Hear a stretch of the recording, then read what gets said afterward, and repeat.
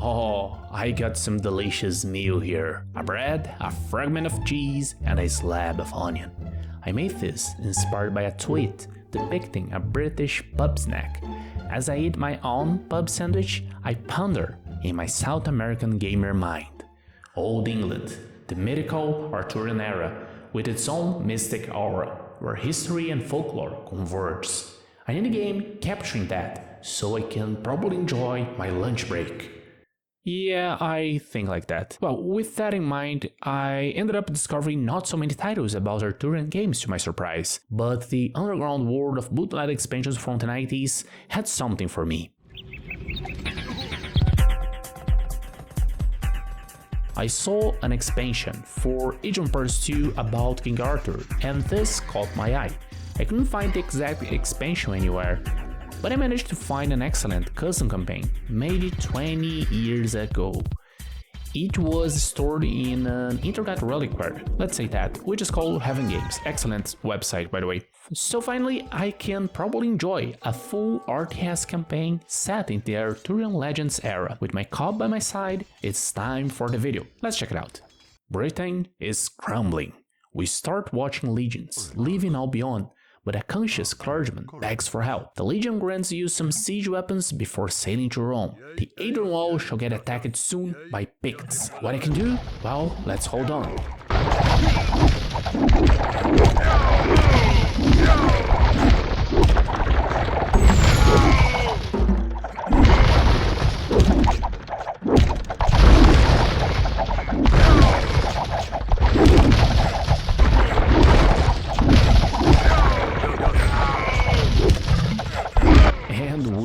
Done for. Fortunately, I met a strong and seemingly ally Pict named Serpigo. Now I can cross the mountains dominated by Welsh tribes, all of that while being chased by Pict raiders.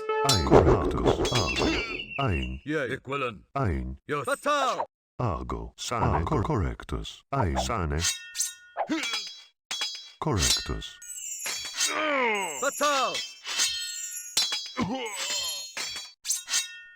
Correctus. Sane. Sane. Ein. Yay. Fatal. Correct. Argo. Fatal.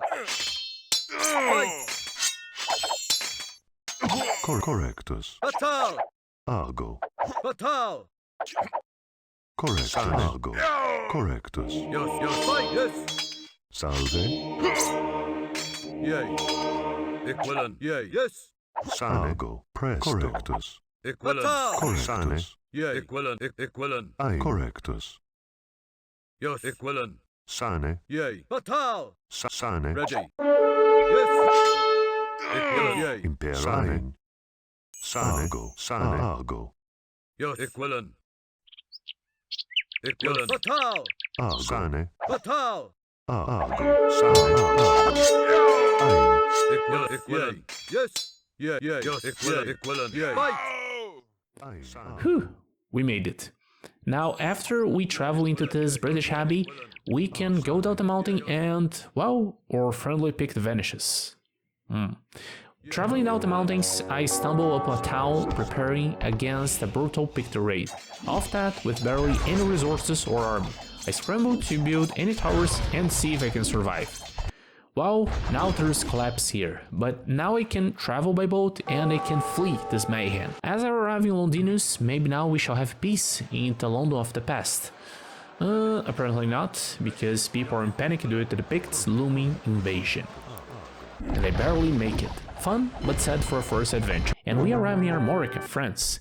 But my clergyman still thinks about Britain, and his plans now is to instigate a new regent to return with an army and take Britain's throne for him.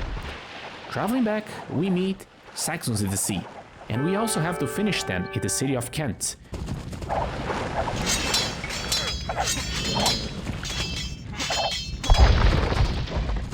Press the sign.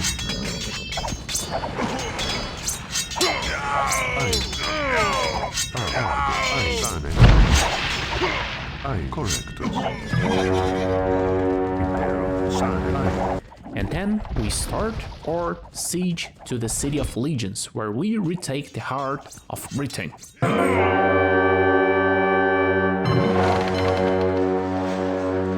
and that was very cool. Oh, and by the way, remember friendly pig Serpigo? We met him again.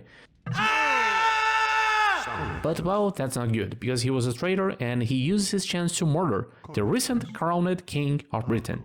So now Britain is in chaos again, and we still have to take care of the Picts. Let's see if we can return to London. Oh, there's a lot of onagers. Well, enough with absurd battles. I know, that was a bit lame from my part, just dropping buildings on their faces, but trust me, the Picts deserve it this time, and I just used it their own under their shots, so no problems. So let's move on for the final one. And now we actually jump in time, because our heroic monk dies due to a heart attack, and he was very anxious about an evil ruler called Vortigern, who is actually seizing power in Britain. And he's afraid that he's not the right man. But now, with our deceased priest and this evil ruler called Vortigern, we shall help Vortigern in this scenario?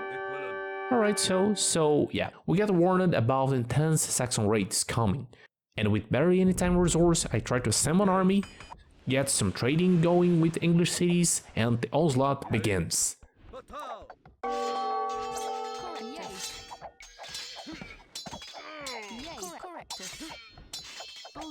In fact, they even assault with boats my trading costs, and I barely come out alive again. But now I advance with the remnants of their army.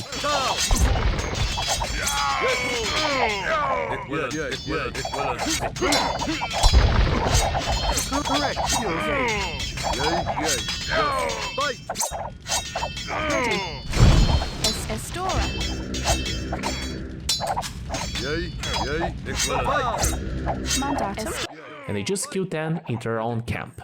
Very legit win this time, okay? Now I see that I must look for a young mysterious apprentice somewhere. A boy that is the son of an incubus. According to a local legend that I found in this old church that I had to protect from the barbarians, this boy can help us and will be crucial for the future of England. So even the evil Vortigern will have a very important role here. So I just look around in England about this boy. And now I see that there are still some Saxons dominating the rivers. So I need to cross this bank. And after that, as I look around a little bit more, in a now familiar abbey, I finally found it. And to my surprise, his name is Merlin. In the early days of Britain, Merlin watches that Vortigern is just one of many other regions that are claiming power in Britain. There are many kingdoms all split apart and fighting themselves. But the cunning young sorcerer knows very well that he shall use both diplomatic intrigue and also arcane magic in order to fulfill the prophecy and bring it to life the unborn king, the one who shall unite Britain under one single banner. But that's a story for another lunch break. See you folks, and please like, subscribe for more. I shall have more adventures with Merlin. Or maybe not.